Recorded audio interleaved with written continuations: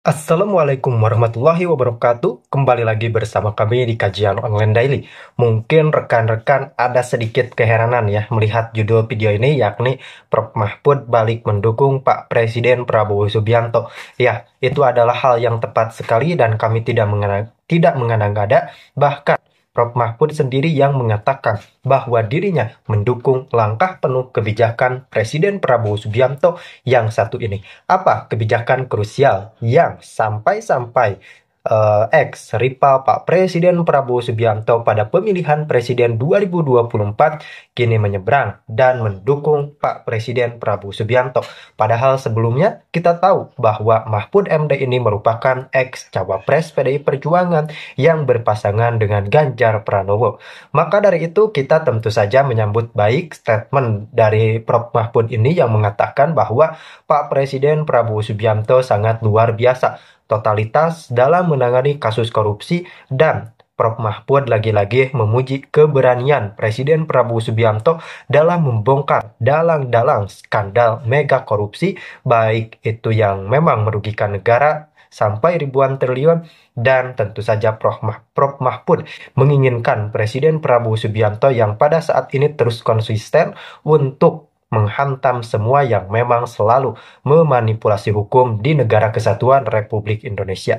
Rekan-rekan, Prof Mahfud sangat mendukung pemerintah Presiden Prabowo Subianto, terutama beliau sangat happy ketika Pak Prabowo menginginkan atau akan membangun penjara khusus bagi koruptor, karena memang kita tahu bahwa beliau ini kan ex-menteri hukum di era kepemimpinan Presiden Jokowi.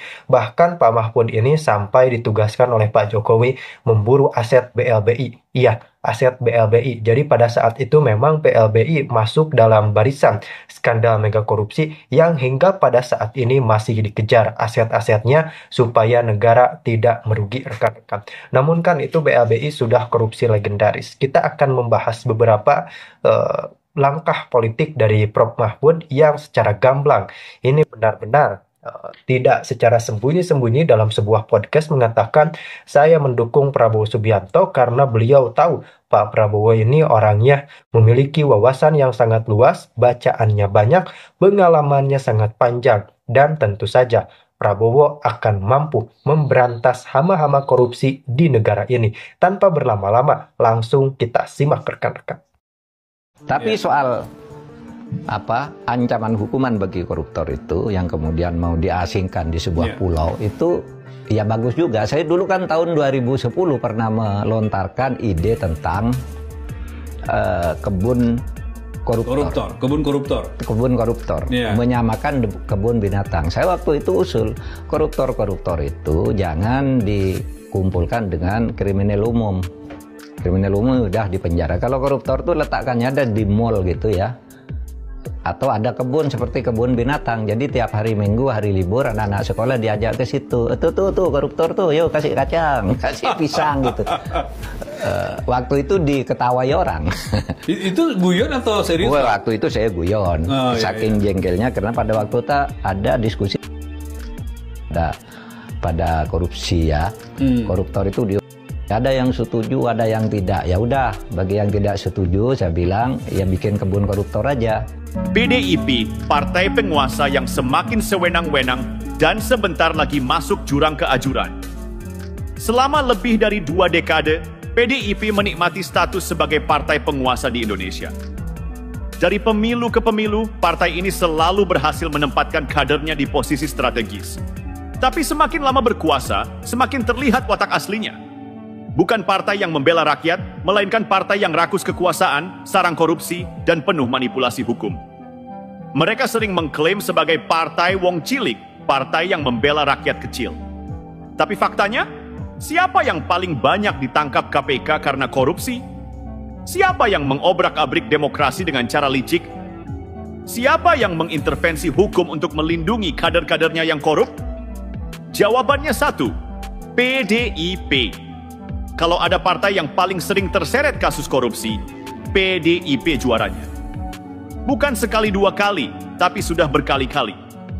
Kita lihat saja daftar kader PDIP yang terjerat korupsi. Harun Masiku masih buron sejak 2020 dalam kasus suap komisioner KPU. Sampai sekarang tidak ketemu Juliari Batubara, mantan Menteri Sosial, korupsi dana bansos COVID-19. Rakyat kelaparan, bansos dikorupsi. Idam Samawi, mantan Ketua DPP, PDIP, korupsi dana hibah KONI. Rahmat Yasin, mantan Bupati Bogor, 2 kali terjerat kasus korupsi. Ganjar Pranowo disebut dalam kasus EKTP meski sampai sekarang masih lolos dari jerat hukum. Dan masih banyak lagi kader-kader PDIP yang tersangkut kasus serupa. Faktanya, di bawah kepemimpinan Megawati, PDIP lebih banyak melahirkan koruptor dibanding pemimpin yang benar-benar bekerja untuk rakyat. Mereka berkuasa bukan untuk rakyat, tapi untuk memperkaya diri sendiri dan kroni-kroninya. PDIP tidak hanya sekadar berkuasa, tapi mereka ingin mengontrol semua lembaga negara. Caranya? Masukkan orang-orang mereka ke posisi strategis di pemerintahan, lembaga hukum, dan DPR. Mereka kontrol KPK.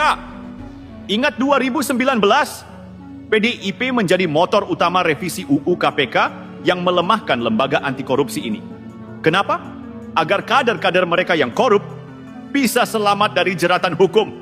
Mereka kontrol Mahkamah Konstitusi. Lihat kasus Gibran. MK yang seharusnya independen malah mengubah aturan demi kepentingan politik PDIP. Mereka kontrol kejaksaan dan kepolisian. Harun Masiku sudah bertahun-tahun buron, tapi anehnya tidak pernah ditemukan. Logikanya, orang biasa saja bisa ketahuan polisi kalau ada kasus kecil. Tapi Harun Masiku seolah lenyap di udara.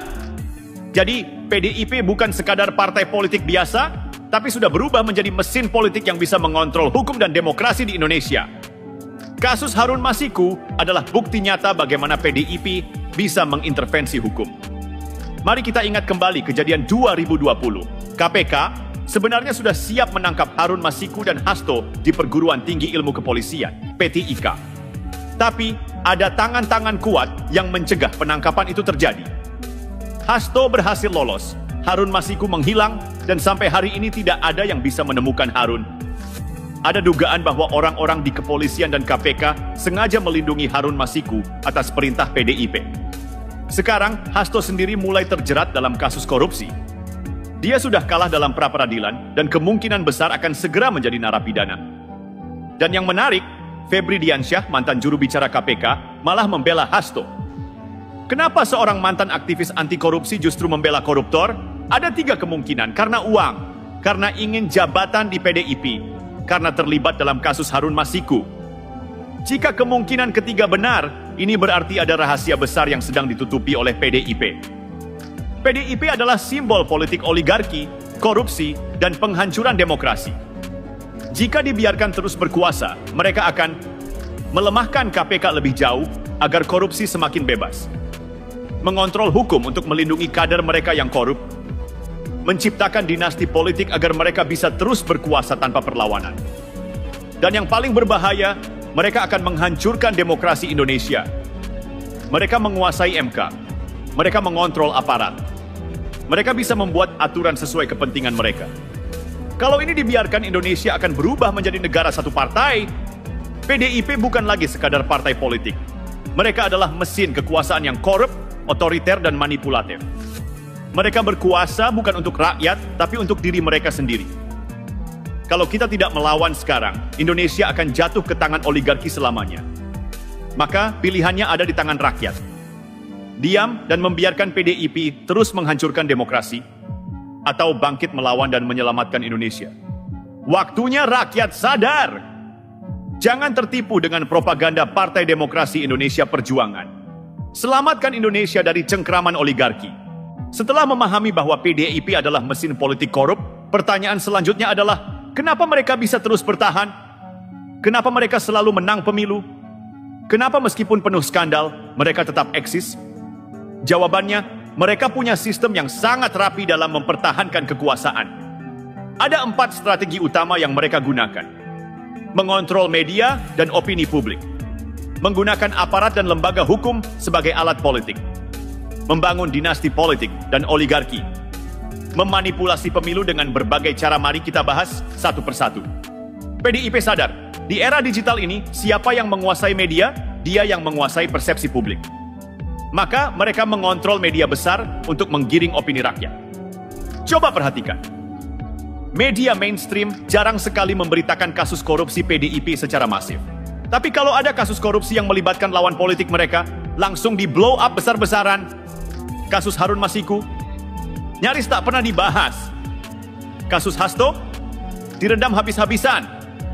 Kasus Ganjar dalam EKTP dibiarkan berlalu begitu saja. Kenapa? Karena media dikendalikan oleh oligarki yang terhubung dengan Partai Demokrasi Indonesia Perjuangan. Tidak cukup dengan media mainstream, mereka juga punya buzzer bayaran di media sosial. Coba lihat di Twitter X, Instagram, atau Facebook. Setiap kali ada kritik ke PDIP, langsung ada serangan balik dari akun-akun anonim. Mereka menyerang lawan politik PDIP dengan narasi murahan dan hoaks yang dibuat-buat. Setiap kebijakan buruk PDIP, mereka selalu mencari kambing hitam. Tujuannya agar rakyat tetap percaya bahwa PDIP adalah partai suci. Dan yang lebih bahaya lagi, mereka juga mulai mengontrol YouTube dan TikTok dengan narasi halus. Ada konten kreator yang sengaja didanai untuk membentuk citra positif PDIP.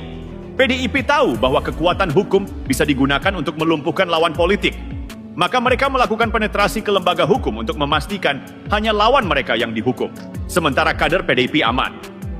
Contoh nyata, kasus Anies Baswedan dikaitkan dengan dugaan korupsi Formula E meski bukti tidak kuat.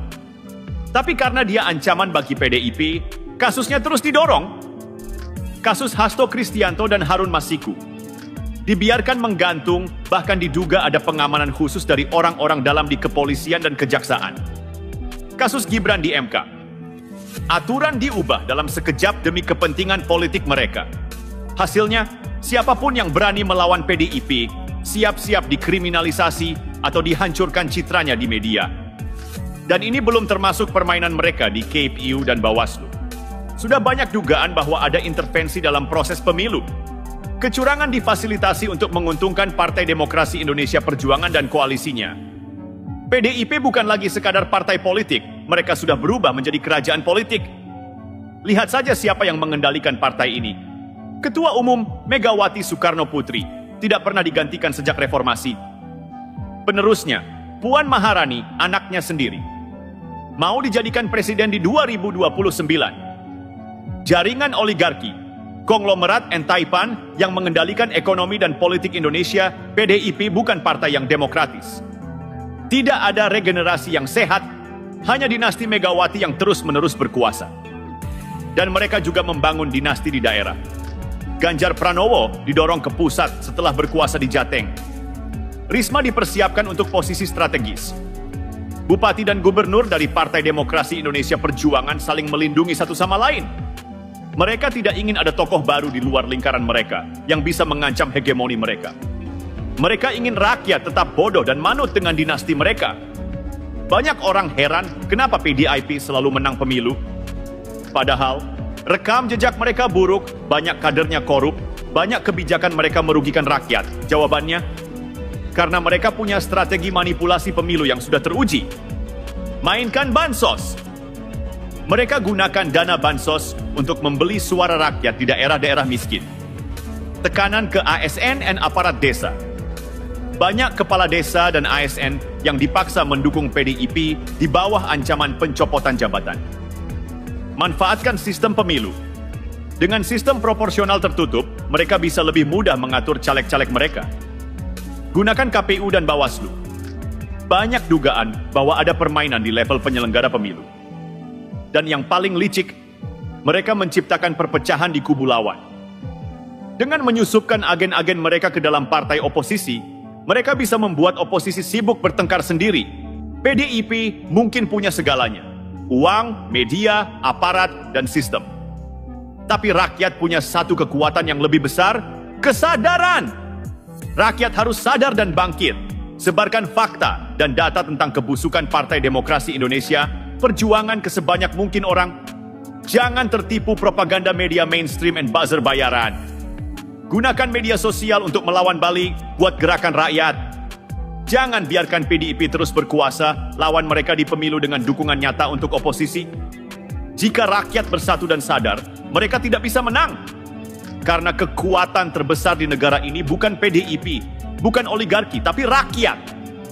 PDIP adalah simbol kekuasaan yang rakus, korup, dan tidak demokratis.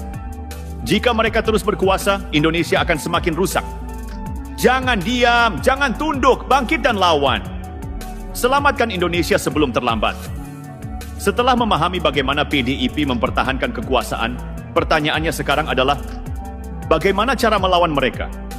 Bagaimana agar PDIP tidak lagi bisa seenaknya mengontrol negeri ini? Jawabannya, ada 5 strategi utama. Menguasai media alternatif dan perang informasi digital.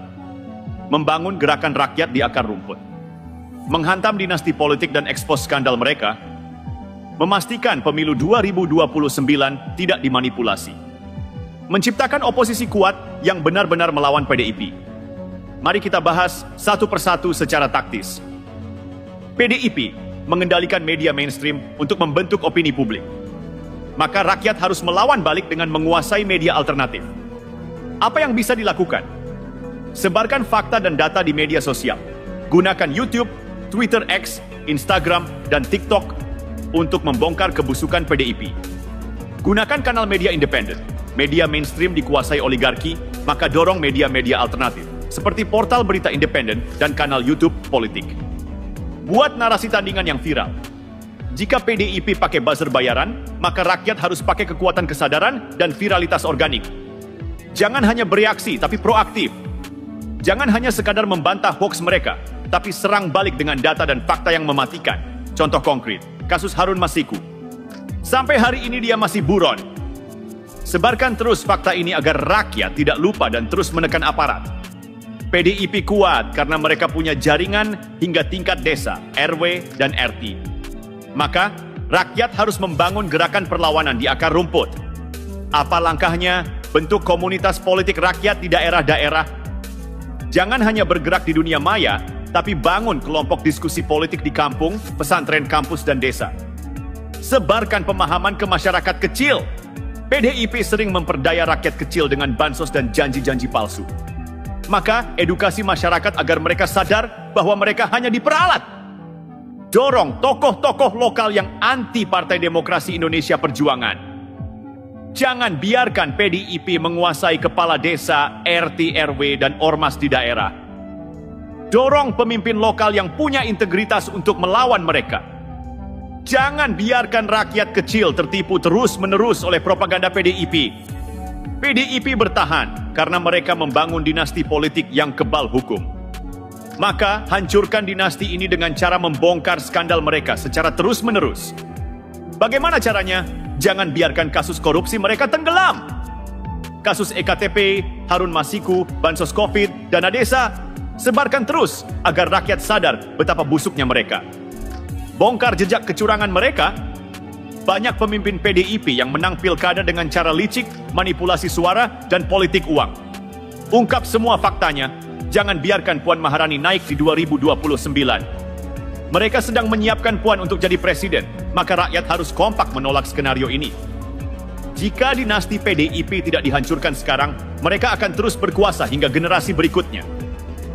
PDIP bisa menang terus karena mereka bermain curang dalam pemilu.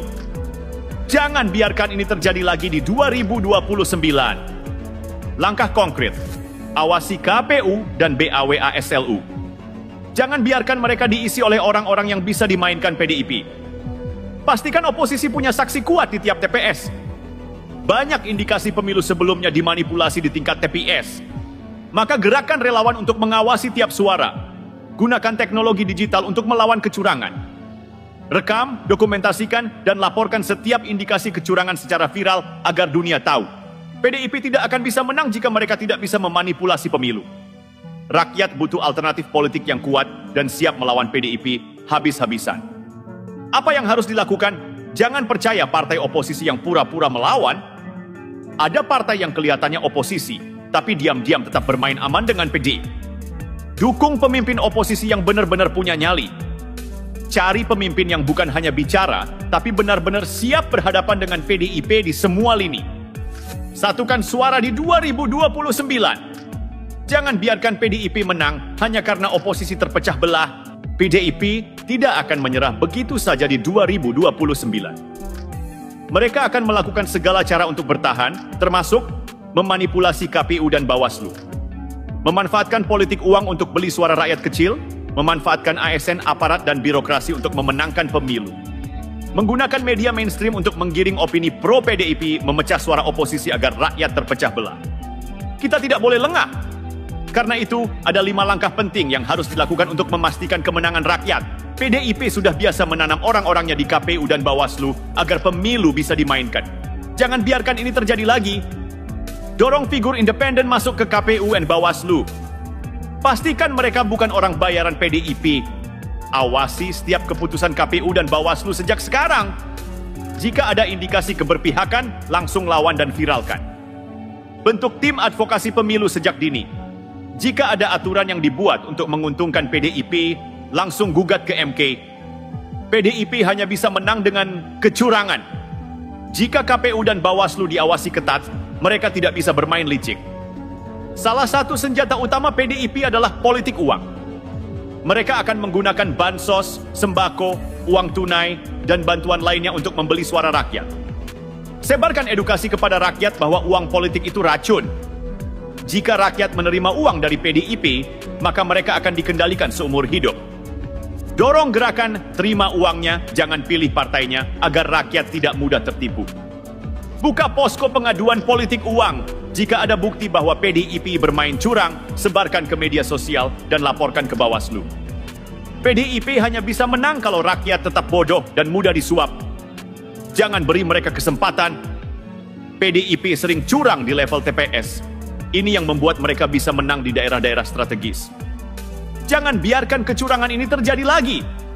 Siapkan minimal 10 saksi di tiap TPS.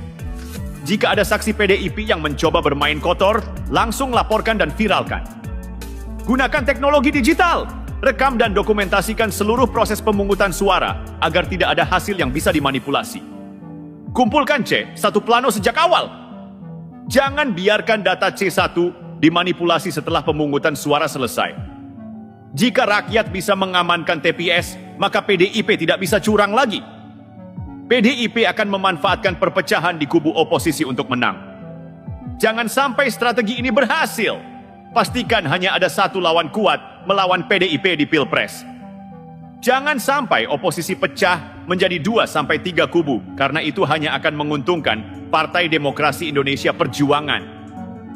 Dorong partai-partai oposisi untuk bersatu sejak dini. Jangan biarkan mereka sibuk berebut posisi, sementara PDIP terus menguat. Lawan propaganda pemecah belah di media sosial. Jika ada upaya untuk membelah oposisi, segera lawan dengan narasi persatuan. Jika rakyat bisa bersatu, PDIP pasti tumbang di 2029. PDIP punya kendali atas media mainstream. Maka, rakyat harus melawan dengan menguasai media alternatif. Sebarkan narasi anti-PDIP di media sosial secara masif. Twitter, YouTube, Instagram, TikTok, gunakan semua platform untuk menyebarkan fakta-fakta yang membongkar kebusukan PDIP. Lawan buzzer bayaran PDIP. Mereka akan terus mencoba menggiring opini publik. Maka lawan dengan data dan fakta yang tidak bisa dibantah. Jangan biarkan skandal PDIP dilupakan. Kasus Harun Masiku, korupsi bansos, politik dinasti, sebarkan terus agar rakyat tidak lupa. PDIP hanya bisa menang jika rakyat terus ditipu oleh media mereka. Maka, rakyat harus menggempur balik dengan kebenaran. PDIP tahu mereka akan hancur jika pemilu 2029 berjalan jujur dan bersih. Karena itu, mereka akan melakukan segalanya untuk menang dengan curang. Tapi rakyat tidak boleh diam. Awasi KPU dan Bawaslu agar tidak jadi alat PDIP. Lawan politik uang dan sadarkan rakyat agar tidak mudah dibeli. Siapkan pasukan saksi di tiap TPS agar suara tidak dicurangi. Satukan oposisi agar PDIP tidak bisa bermain di perpecahan. Gempur media mainstream dengan fakta dan kebenaran. Jika rakyat kompak, PDIP pasti tumbang di 2029. Waktunya melawan, waktunya menghancurkan oligarki PDIP. On fire? Oke sahabat, sudah kita saksikan ya bagaimana statement dari Prof. Mahfud yang ini benar-benar luar biasa berkelas, ini benar-benar good lah. Lalu kita melihat bagaimana sepak terjang PDI Perjuangan yang sebelumnya memang menjadi partai penikmat kekuasaan, partai yang berkuasa, karena memang PDI Perjuangan ini sangat luar biasa rekan-rekan. partai yang berhasil memenangkan pemilu secara 2 tahun berturut-turut dan memenangkan pemilihan presiden. Dan ini sangat luar biasa. Namun pada saat itu masih ada figur seorang Joko Widodo, presiden ke-7 kita. Namun sangat disayangkan ketika sudah tidak lagi berkuasa pada saat ini, PDI Perjuangan seolah menyalahkan semua pihak atas kekalahannya di pemilihan presiden 2024 dan di Pilkada 2024. Semua terkesan salah Jokowi, semua terkesan salah pemerintah yang seolah mereka buat framingnya ingin menjatuhkan partai tersebut. Namun ketika dilihat dari segi kacamata politik, tentu saja untuk menggait simpati rakyat Indonesia diperlukan strategi dan pendekatan politik yang berbeda pula, karena memang kini zamannya sudah sangat berkembang, masyarakat sudah mengenyam pendidikan yang sangat luas, serta beberapa strategi yang mungkin efektif di waktu-waktu sebelumnya diterapkan pada saat ini jelas tidak efektif. Dan kita menyoroti bagaimana tindakan fitnahan PDI Perjuangan yang terutama dilakukan oleh Hasto kepada Pak Jokowi, seolah semua ini salah Pak Jokowi. Padahal ketika kita menelisik lebih jauh, sebenarnya ini tanpa Jokowi pun PDI Perjuangan seharusnya bisa berbicara banyak di pilkada, bisa berbicara banyak di pemilihan presiden. Namun kenapa kok bisa anjlok? Beberapa netizen menyimpulkan bahwa keanjlokan partai tersebut disinyalir karena memang terlalu banyak blunder di dalam internal petingginya, terlalu banyak menyinggung statement yang sebenarnya tidak perlu dan cenderung hal tersebut merusak citra partai itu sendiri, rekan-rekan. Bagaimana? Apakah rekan-rekan setuju atau justru tidak? Silahkan tuangkan pendapat Anda di kolom komentar kami.